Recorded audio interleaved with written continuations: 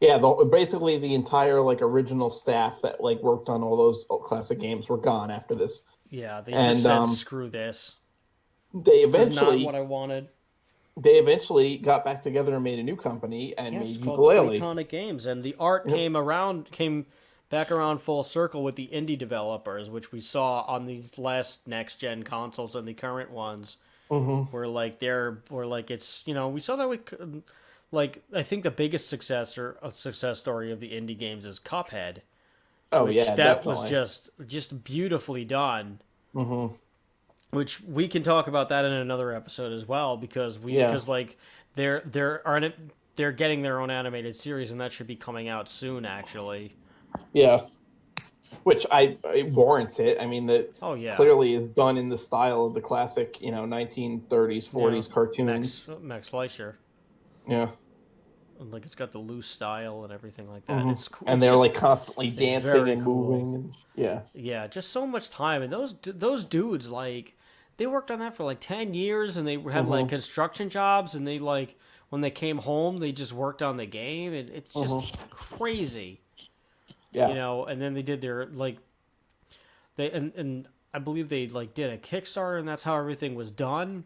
Yeah. Um, Well, I mean, it which just goes to show that the difference between having passion for making a game, like with the difference between the developers that have passion and the developers that just want to make money. yeah, Like the developers that have passion that want to make a game that's good that they would like to play usually make a good game. And that's the perfect example with Ukulele too, is that they came back together and they were like, you know what, we want to make a classic platform game in the style of Banjo Kazooie, basically a spiritual successor to Banjo Kazooie, much like how Perfect Dark was a spiritual successor to GoldenEye.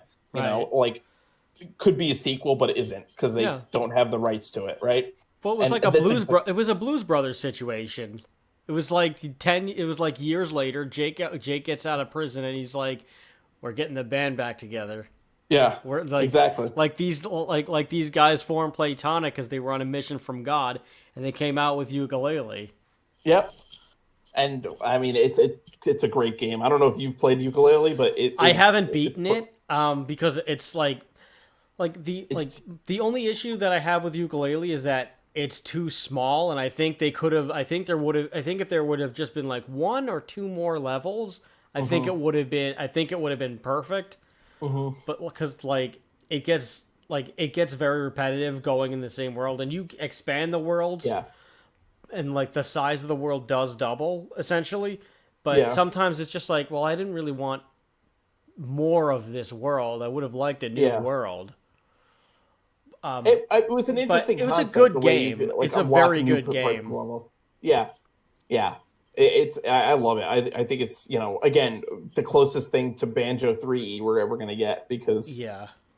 it was the same developers. It was the same They got the same style of game. they even got the same composer, Grant Kirkhope. Yep. And like as like a stretch goal, I don't know if you did this, but as a stretch goal, like they sent it to you in like a cartridge in like a Nintendo 64 like wrapping. Yeah, I didn't do that. I just got the digital when I back I was a backer on Kickstarter, but I just opted for the digital, which was the least expensive one. And that actually spawned a sequel in itself, Ukulele and the Impossible Lair. That one I have not Hmm. played. That's I more haven't of played it either yet. that's more of a 2D scroller. Yeah, it's like a 2.5D. Yeah, which I'm sure is good. But like the crazy thing is, so like Ukulele, it's it's also a weird like buddy comedy. Yuka Yeah. is the banjo of the group. He Hmm. is he's a chameleon, and Yeah. Laylee is a bat, which is the kazooie, and Hmm. Laylee also is wisecracking as well, and you know Yuka's like very like mellow and relaxed. So that's kind of like the difference there, but like it's an allegory against Microsoft and big business, and Hmm. like honestly, like even the boss, Capital B, has like a slight resemblance to Bill Gates, Yeah. which I think is hilarious. Like, all right, let's look in this. I and mean, look at it's this ugly mug. the Hivory Towers Corporation. Yeah, Yeah. it's just funny, and he's just this like ruthless, degenerate businessman, and like yeah, there Mhm. he is. Look at that guy. Yeah. And he's got like bad teeth. I don't know. He does have like a straight. He does have like a weird little resemblance to Bill Gates, and I just think that's Mhm. hilarious. He's got like a quite a schnoz on him Yeah. with his little honeycomb scepter. But, like so he's like a big jerk, and there's like this giant evil corporation that's like trying to like so like instead of so like in Banjo Kazooie you collect music notes Mhm. and you collect puzzle pieces called jiggies because like the whole world is like a puzzle. You have to solve the puzzles and put them together to unlock the world and everything like Mhm. that. But in Yooka Laylee, they live in like a they live in more of like a storybook kind of world, and they're in like the lifeblood of of their world is the pages Mhm. in like these, you know, because each level is a story and each level is a storybook, and the more pages you get, you can add pages to the world, and that's how it expands, and that's a cool concept in itself. Yeah. And you can also get pages to like open the book and everything, and that's how you get that too. Mhm. And you collect the coins and you collect a bunch of other things as well, similar to Banjo Kazooie. Yeah. But it's still its own game too. Like it's not like it's trying to remind you, hey, this would have been Banjo 3E. It's its own thing, and Yeah. but it's like it still makes you like appreciate it. Right. So like capital B steals all the pages, and you have to go get the pages Mhm. and like save the pages and like get the golden books to like do everything because like the pages are like the lifeblood and the currency and everything like that.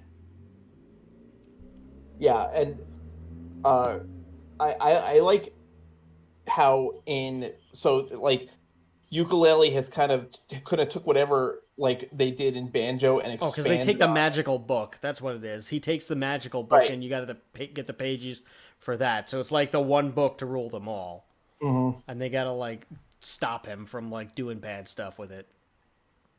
um I think the best thing about it is that so they took everything that was good about banjo and expanded on it, like the abilities that you have. Like there's so many different abilities that you get in ukulele. Like like makes banjo look like like wow, you only have to do like five different things in banjo, and in ukulele it's like 20 different abilities or something you get. It's like Yeah, you do get more moves. it's cool the way they did that. How like there's all and obviously they, when you get an ability, it's obviously that you have to like use it at like the certain point that you get it at. Like, almost like how in Zelda you get an item in a dungeon and like you use that item throughout the dungeon primarily Hmm. to solve puzzles. They kind of did that with ukulele, but you also have a lot of stuff where you have to go back to like previous parts of the level and like Yeah, there is a lot of okay, backtracking. now I have this new ability. Let me go back to this level or this part of the level and unlock something that I couldn't get to before. Right. And they also like in place of the Jinjos, they have a doctor that like turns you into the stuff too, like Doctor Mhm. Puz, which is like an octopus scientist, and you got to get like molecules, which is obviously playing molecules. Um, but but like in place of the Jinjos, you have to you have to find ghost riders, and you have to but like you have to like instead of just like going to the right spot and finding them, you have to do certain things to like get the ghost riders to like show up really. Mhm. Like you'll hear them making their noises, but like you gotta Yeah, like you have to do something to like get them to appear because they're ghosts, which I yeah, think is kind of cool too.